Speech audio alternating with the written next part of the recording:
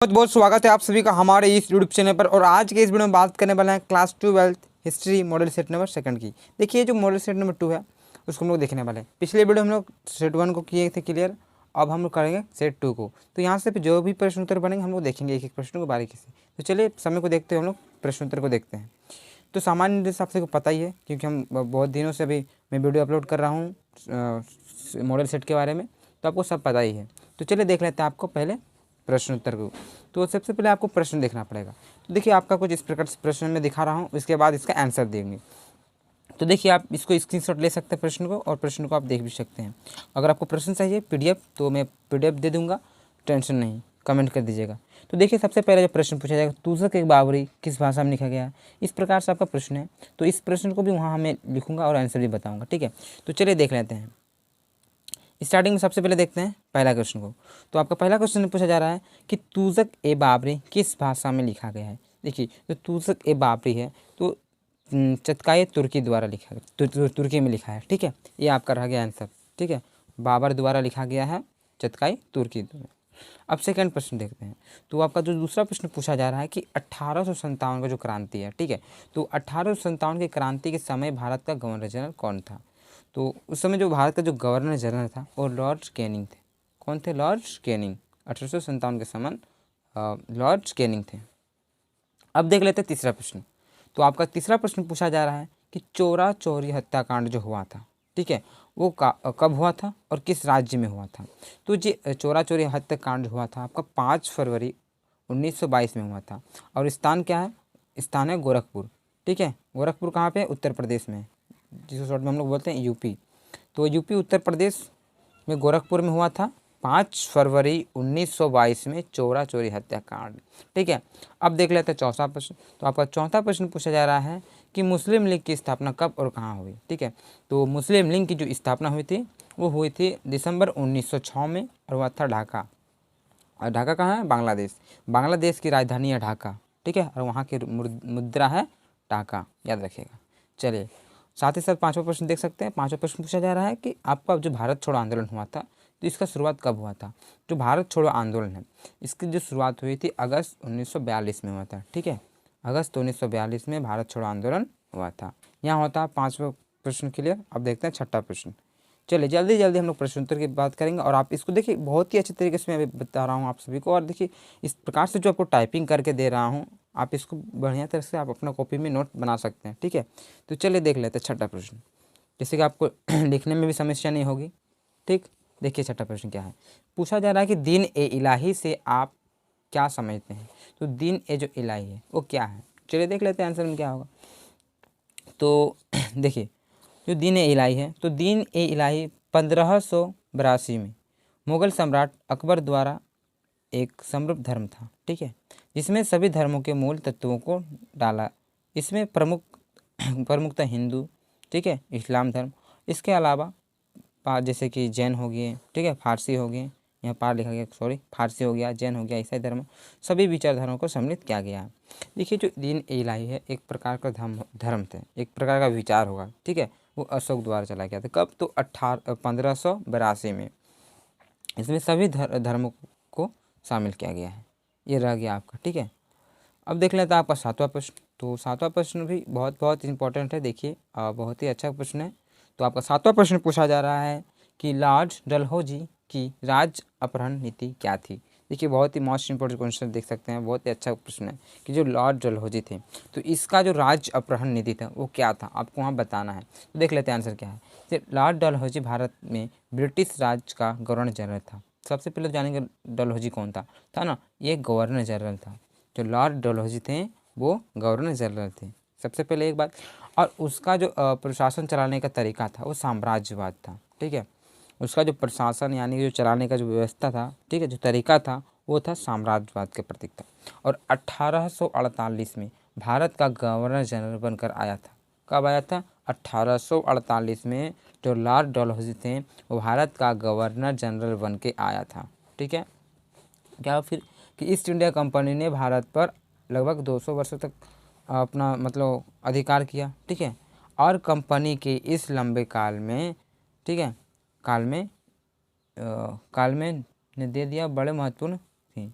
ठीक है, यहाँ जो टाइपिंग मिस्टेक हुआ है, जो बताया जा रहा है कि इस कंपनी के द्वारा इस काल में 2 नीतियाँ, ठीक है, 2 नीतियाँ, यहाँ पर हो जाएगा 2 नीतियाँ, ठीक है, 2 नीतियाँ जो बहुत ही महत्वपूर्ण थी। एक पहला नीति जो सहायक संधि नीति, और एक लॉर्ड डलहौजी की हड़प्पन नीति। क्या हड़पने की, जो राज्य हड़पने की नीति।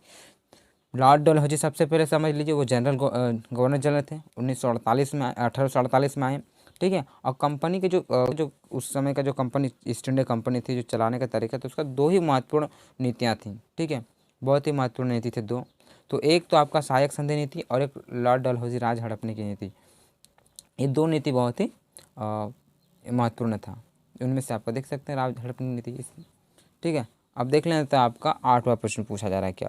तो देखिए ये भी बहुत ही अच्छा प्रश्न है और बहुत ही महत्वपूर्ण प्रश्न ये भी पूछा जा रहा है कि भारत छोड़ो आंदोलन के कारण बताएं। जो भारत छोड़ो आंदोलन 1942 में हुआ था, तो इसका जो कारण है, इस कारण को आपको बताना है। तो देख लेते हैं क्या कारण है। देखिए, आंदोलन का तात्कालिक कारण क्रिप्स मिशन की समाप्ति थी, ठीक है, जो क्रिप्स मिशन था इसका समाप्ति।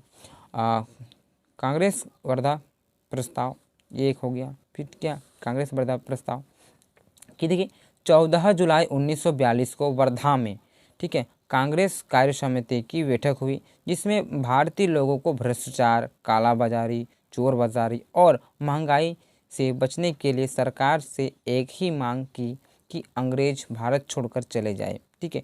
द्वितीय विश्व युद्ध के परिणाम स्वरूप अर्थव्यवस्था की स्थिति काफ़ी खराब हो गई थी, ये कारण है। सबसे पहले कारण क्या हुआ कि जैसे कि जो क्रिप्स मिशन आए थे उसका समाप्ति चाह रहे थे, ठीक है, वो एक हो गया। वर्धा प्रस्ताव, इसमें क्या हुआ वर्धा प्रस्ताव में कि 1942 में, ठीक है, फिर ये आया। और क्या हो गया, जैसे कि भ्रष्टाचार हो गया, कालाबाजारी हो गया, चोर बाजारी, इसके खिलाफ, महंगाई के खिलाफ भारतों ने ये किया। और क्या इसमें मांग की कि भारत जो भारतीय ने मांग किया कि जो अंग्रेज है वो भारत छोड़ के चले जाए, ये कारण रह गया। और द्वितीय विश्व युद्ध का परिणाम भी ये कारण रह गया, ठीक है। अब देख लेते हैं आपका 9वां प्रश्न। तो आपका 9वां प्रश्न पूछा जा रहा है कि भारत संविधान के अनुसार धर्मनिरपेक्षता क्या है, ठीक है। जो धर्मनिरपेक्षता है क्या है, तो देख लेते हैं क्या है। देखिए उत्तर क्या है कि 42वें संविधान संशोधन 1976 द्वारा भारतीय संविधान के प्रस्तावना में संशोधन करके धर्म निरपेक्षता शब्द अंकित किया, ठीक है।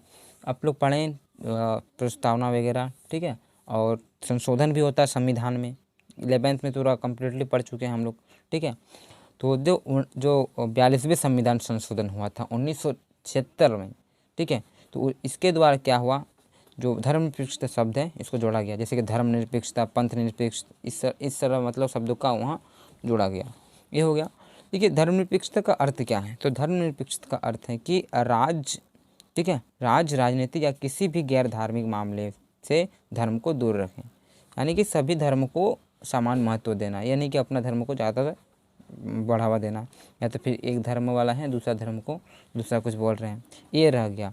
तथा सरकार धर्म के आधार पर किसी भी कोई भेदभाव ना करे। यही बात है कि कोई भी अगर राजनीतिक है, राज्य कोई भी अगर सरकार वगैरह है, सबको समान रूप से देखना है, समता का भाव, ठीक है, ये होना चाहिए। एक कारण रह गया। फिर हो गया कि धर्मनिरपेक्षता का अर्थ है कि किसी के धर्म का विरोध करना नहीं है। बताएं अभी कोई भी धर्म का हम लोग विरोध नहीं करना है, बल्कि सभी धर्म अपनी धार्मिक विशेषताओं एवं मान्यताओं को पूरी आज़ादी से मानने की छूट है। आप किसी भी धर्म को मान सकते हैं। सपोज मानिए आप अभी हिंदू हैं और हिंदू धर्म को छोड़कर आप मुसलमान अपनाते हैं, कोई दिक्कत नहीं, आप पर निर्भर करता। अगर आप मुसलमान हैं, ठीक है, अगर चाहते हैं कि हम हिंदू बनेंगे, ठीक है, तो कोई दिक्कत नहीं, आप पर निर्भर करता है कि आप किस धर्म को आप अपनाएंगे। ये नहीं कि आप अगर मुसलमान हैं, अगर हिंदू हैं तो आप एक दूसरे को कमेंट कीजिएगा, या तो फिर आप कोई राजनीतिक हैं या तो फिर कोई नेता वगैरह हैं, कोई आप पद में हैं और आप किसी धर्म के हैं और दूसरे धर्म को आप कुछ कर रहे हैं, तो ये भी आपको कार्रवाई की करेगी सरकार। तो सभी धर्म को समान रूप से आपको देखना है, ये आपका धर्मनिरपेक्षता है, ठीक है। आपके लिए एक प्रश्न रहेगा कि संविधान में जो संशोधन बताया गया कि 42वें संविधान संशोधन द्वारा जो धर्मनिरपेक्षता शब्द जोड़ा गया है, तो सबसे पहले आप हमको कमेंट करके बताइए, ठीक है। आपके लिए प्रश्न रहा, जो संशोधन होता है इस कितने अनुच्छेद में होता है, अनुच्छेद जो है ना हमारे संविधान में, तो कितने अनुच्छेद में संविधान संशोधन की जो बात की गई वो होती है, तो आपको कमेंट करके बताना है। चलिए देख लेते हैं 10वां प्रश्न। तो आपको 10वां प्रश्न पूछा जा रहा है कि जो 1857 की क्रांति है, ठीक है, तो 1857 की क्रांति से संबंधित 3 मुख्य केंद्र तथा वहाँ के नेतृत्वकर्ता का नाम बताएं। 3 ऐसा केंद्र बताना है, ठीक है, कहाँ कहाँ से केंद्र क्या था, वहाँ के जो लोग थे कौन कौन सम्मिलित हुए थे, वहाँ का बताना है। तो देख लेते हैं, 3 हम लोग स्थान देख लेंगे और वहाँ के नेतृत्वकर्ता कौन थे वो भी देख लेंगे हम लोग। तो पहला देख लेते हैं हम लोग, जैसे दिल्ली हो गया, तो दिल्ली से थे बहादुर शाह जफर। ठीक है, दिल्ली पहला हम लोग 1 नंबर देखेंगे दिल्ली, और दिल्ली से कौन थे, बहादुर शाह जफर, और 11-12 मई 1857 के समय। अब देख लेते हैं दूसरा, दूसरा हमारा हो गया कानपुर। कानपुर से कौन थे, तो कानपुर से नाना साहब और तात्या टोपे, 2 हो गया। तीसरा में देखिए, आप लोग इसको जानते ही हैं, झांसी की रानी। ठीक है, तो जो ठीक है, झांसी की रानी लक्ष्मीबाई, तो झांसी से, ठीक है, हो गया झांसी की रानी से, झांसी से रानी लक्ष्मीबाई। ठीक है, झांसी एक स्थान है। ठीक है, तो झांसी से रानी लक्ष्मीबाई, बोलते हैं ना झांसी की रानी, तो झांसी एक स्थान का नाम है, तो झांसी से रानी लक्ष्मीबाई, ये भी जून महीना में था। तो देख लेते हैं, देख लिए 10वां प्रश्न में क्लियर हो गया। दिल्ली से बहादुर शाह जफर, कानपुर से नाना साहब और तात्या टोपे, और झांसी से झांसी की रानी यानी कि रानी लक्ष्मीबाई। क्लियर। अब देखते हैं आपका 11वां प्रश्न। तो आपको 11वां प्रश्न पूछा जा रहा है कि 1857 के विद्रोह के परिणाम का वर्णन करें। तो 1857 में जो विद्रोह है उस विद्रोह का परिणाम बताना है। देखिए, जो आपको मैं प्रश्न बता रहा हूँ 10, 11, 12, तो मैंने ऐसा प्रश्न लिया है जिसका उत्तर आपको देना है। यानी कि आपको जैसे बताया गया कि 7 प्रश्न दिए हैं, 1 से 7 का को 5 प्रश्न का उत्तर देना है, तो हम 5 ही लिए हैं। जैसे कि आपका 8 से 14 के बीच 5 देना है, तो मैंने छाट के उसी प्रश्न को लिया है जिसका आपको उत्तर देना है, हम एक्स्ट्रा प्रश्न नहीं लिए हैं। ठीक है, तो देखिए 11 प्रश्न मैंने क्या लिया है कि 1857 के विद्रोह के परिणाम का वर्णन करना है। अब क्या परिणाम हुए, इस जो घटना हुआ था 1857 में, क्रांति हुई थी, इसका परिणाम क्या हुआ उसका वर्णन करना। तो देख लेते क्या है परिणाम, क्या हुआ था।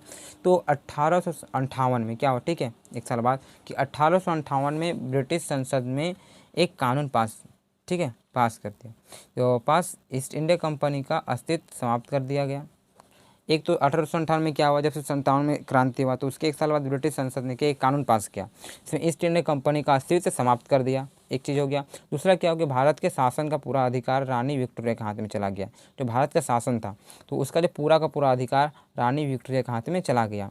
फिर क्या हुआ कि साम्राज्य विस्तार की नीति पर लगाम लगी। ठीक है, फिर क्या हुआ कि पुनर्गठन, ठीक है, सैन्य पुनर्गठन का आधार पर यूरोप पर सैनिक का अनुपात 1/2 रखा गया। फिर क्या हुआ कि उच्च जाति के लोग का सैनिक भर्ती बंद कर दिया है। यानी कि देखिए, उच्च जाति का यानी कि जो ऊंचा का जाति था ना, उन लोगों का सैनिक भर्ती बंद कर दिया। फिर हुआ क्या कि भारतीयों पर अस्त्र शस्त्र रखने का प्रतिबंध लगा दिया। यानी कि जो भारतीय लोग थे वो लोग अस्त्र शस्त्र नहीं रख सकते हैं, यानी ठीक है, उसको बंद कर दिया।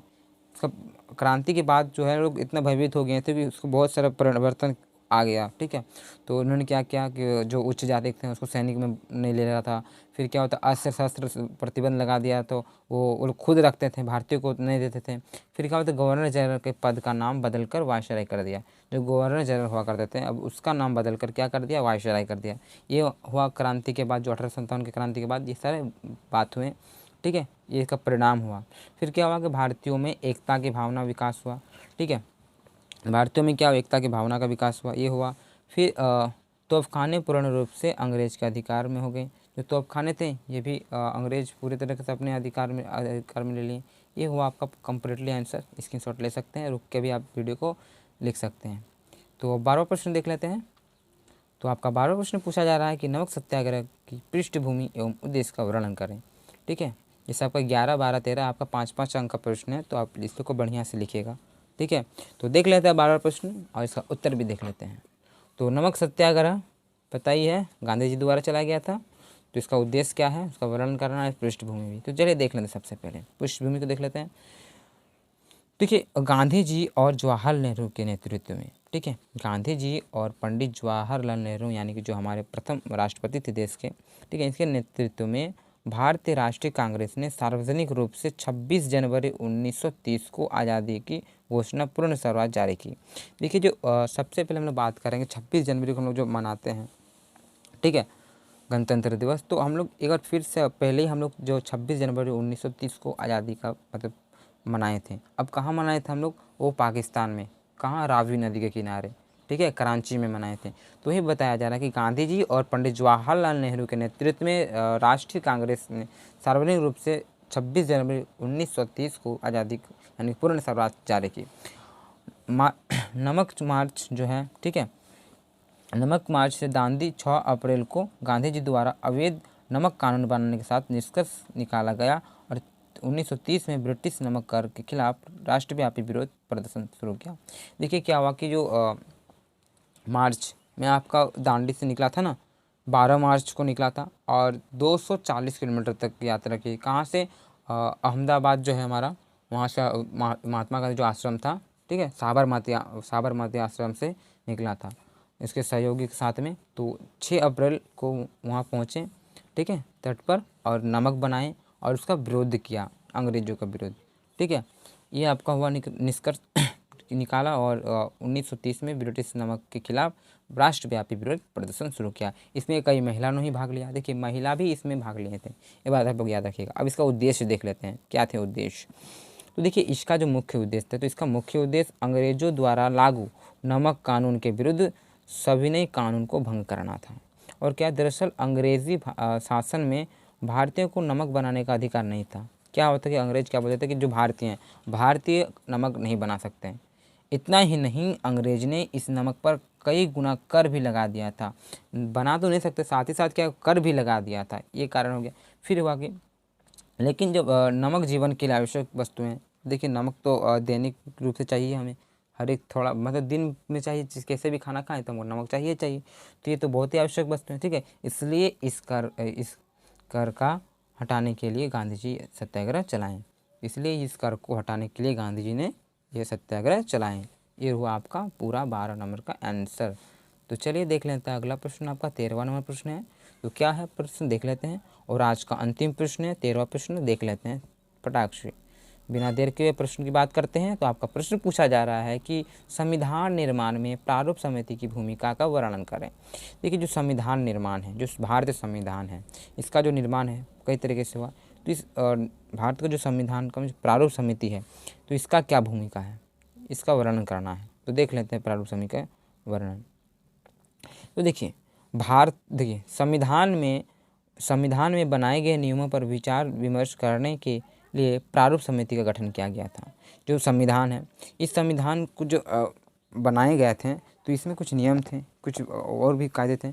तो देखिए नियमों का विचार विमर्श करने के लिए प्रारूप समिति का गठन किया गया था। यह सबसे महत्वपूर्ण समिति, और भी समिति थी, उन समितियों में ये सबसे महत्वपूर्ण समिति थी।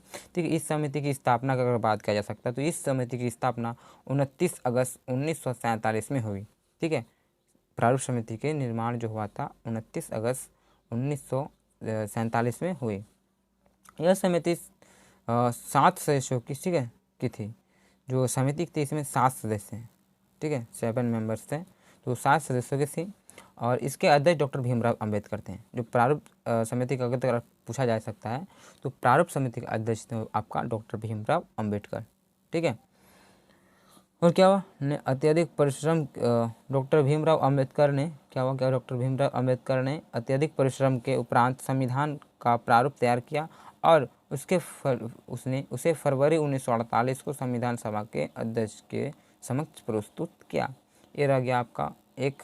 ठीक है, अब कुछ देख लेते हैं इसका सदस्य की संख्या। अगर बात की हम लोग 7 सदस्य हैं, उनके नाम देख लेते हैं फटाक से कौन कौन थे। तो पहला आपका सदस्य की बात किया जा सकता है, तो पहला आपका डॉक्टर भीमराव अंबेडकर हो गया, एक सदस्य हो गया। दूसरा गोपाल स्वामी अय्यर, और तीसरा आपका अल्लादी कृष्ण स्वामी अय्यर। चौथा अगर बात किया जा सकता है तो डॉक्टर के.एम. मुंशी, ठीक है, ये थे। और पांचवा सैयद मोहम्मद सादुल्ला, ठीक है, सैयद मोहम्मद सादुल्ला, ठीक है, ये हो गए। छठा नंबर देख लेते हैं, एक एन माधवराव, ठीक है, एन जो माधवराव आए, तो इसने बी.एल. मित्र की जगह ली, यानी कि जो बी.एल. मित्र थे उनका जगह कौन लिया, वो लिया आपका जाकर एन माधवराव ने। और सातवां जो आपका है टी.टी. कृष्णमाचारी, ठीक है, जो कि टी.टी. कृष्णमाचारी थे, उसने जगह लिया है, वो लिया है डी.पी. खेतान की, ठीक है, डी.पी. खेतान की मृत्यु के बाद उन्होंने उसका जगह लिया। तो ये रह गया आपके प्रश्न उत्तर। आज का वीडियो में इतना ही, ये आपका कम्प्लीटली हो जाता है सेकंड मॉडल सेट का आंसर। अब नेक्स्ट वीडियो में मिलेंगे मतलब थर्ड में लेके। और भी वीडियो चाहिए तो आप कमेंट कीजिए प्रेम से। आप किसी प्रकार की समस्या है तो कमेंट कर सकते हैं। अगर आपने मेरे चैनल को सब्सक्राइब नहीं किया तो चैनल को सब्सक्राइब कर लें और बेल का आइकन भी प्रेस कर दें, और लाइक कमेंट शेयर पूरा करें, और अपने मित्रों को तो अवश्य शेयर करें। ठीक है, तो चलिए नेक्स्ट वीडियो में मिलेंगे। जय हिंद, जय भारत।